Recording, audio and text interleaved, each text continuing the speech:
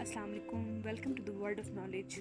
अगर आप परेशान हैं, स्ट्रेस्ड में हैं, डिप्रेशन में हैं कि आपकी एमटी कैट की प्रिपरेशन अभी तक नहीं हो पाई, तो आपको बिल्कुल भी परेशान होने की ज़रूरत नहीं है, क्योंकि आज मैं आपके साथ एक बहुत ज़बरदस्त स्ट्रेटजी को शेयर करने वाली हूँ। सो बगैर किसी देर के चलें स्टार्ट करते हैं। सबसे पहले आपने ये करना है कि एक डायरी लेनी है और एक पेन लेना है और एक बहुत ही शानदार सा टाइम टेबल सेट करना है। वो कैसे देखें, दिन में होते हैं टोटल 24 घंटे। आपने इस तरह से अपनी टाइमिंग को डिवाइड करना है कि 6 घंटे आपने नींद करनी है और बाकी बचते हैं 18 घंटे। 18 घंटों में से आपने 2 घंटे देने हैं नमाज एंड कुरान पाक को, और उसके बाद आपके पास बचते हैं तकरीबन 16 घंटे। तो 16 घंटे आपने क्या करना है, स्टडी को देना है। और इस तरह से अपना टाइम डिवाइड करना है कि 4 घंटे आपने देने हैं बायो को, 4 घंटे केमिस्ट्री को, 4 घंटे फिज़िक्स को, और 3 घंटे देने हैं इंग्लिश को, और 1 घंटा देना है लॉजिकल रीजनिंग को। और वो मैं आपको बताती हूँ किस तरह से आपने bio, physics, chemistry, English and logical reasoning की प्रिपरेशन करनी है। ठीक हो गया? ओके जी, सबसे पहले हम स्टार्ट करते हैं बायोलॉजी की जो वेटेज होती है वो होती है 34%। इट मींस 34% MCQs आते हैं बायो से, सबसे ज़्यादा परसेंटेज है।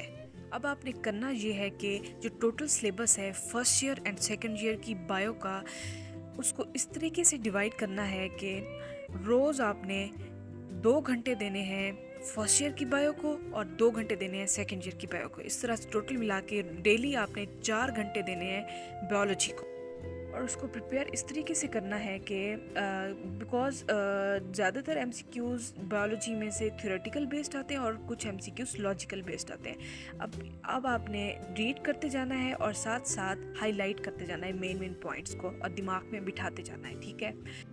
ओके जी, अब बारी आती है फ़िज़िक्स की टोटल MCQs होते हैं 27%। और इसकी भी सेम क्या करना है, आपने टोटल सिलेबस को 10 डेज़ में डिवाइड कर लेना है, और डेली बेस पे 2 घंटे आपने देने हैं फर्स्ट ईयर की फ़िज़िक्स को और 2 घंटे देने हैं सेकंड ईयर की फ़िज़िक्स को।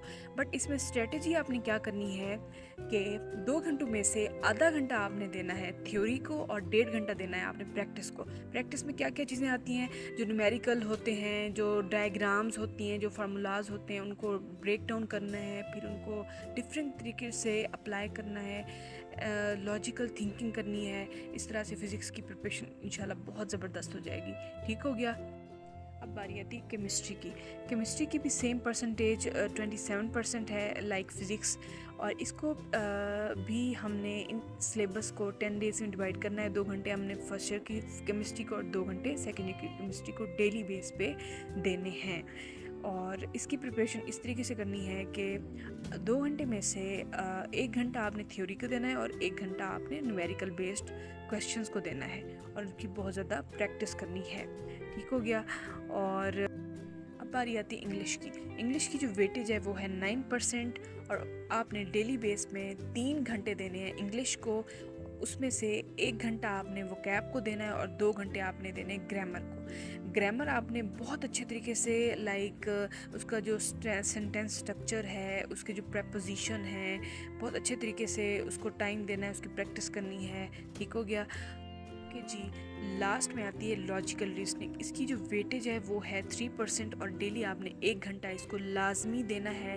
कम से कम 10 क्वेश्चंस लॉजिकल रीजनिंग के सॉल्व करने हैं। वो किस तरीके से आपने करने हैं, लाइक जो NTS के पेपर्स हैं, जो गैट के पेपर हैं, जो हैट के पेपर हैं, ये जो कुछ टेस्ट वगैरह कंडक्ट होते हैं उसमें होती है लॉजिकल रीजनिंग, और उसमें से क्वेश्चन उठाने हैं 10 क्वेश्चन डेली बेस पे, या चलें 5 उठा लें, लेकिन 1 घंटा आपने लाजमी लॉजिकल रीजनिंग को देना है। ठीक होगी?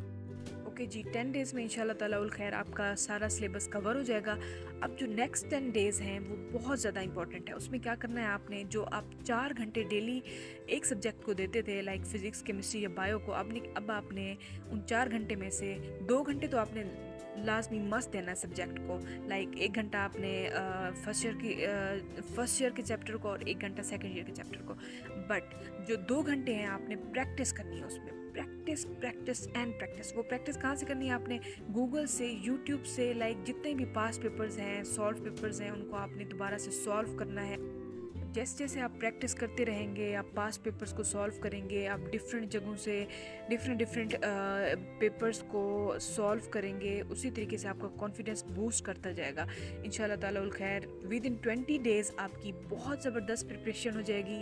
एंड आपके लिए एक प्रो टिप है, वो ये है कि अकॉर्डिंग टू साइंटिस्ट जो ह्यूमन ब्रेन है वो 25 मिनट तक फुल कंसंट्रेशन के साथ कोई काम कर सकता है, लेकिन आफ्टर 25 मिनट्स उसकी जो कंसंट्रेशन होती है वो थोड़ी डिस्टर्ब हो जाती है। सो आपने करना क्या है कि 25 मिनट मुसलसल पढ़ना है, और उसके बाद दो मिनट आपने थोड़ा सा फ्रेश होना है, पानी पीना है, कोई स्नैक्स वगैरह खा लेने हैं, और इंशाल्लाह ताला उल खैर इस तरीके से आपकी जो प्रिपरेशन है वो बहुत ज़बरदस्त हो जाएगी और आप 90% मार्क्स गेन करने के काबिल हो जाएंगे इंशाल्लाह ताला उल खैर।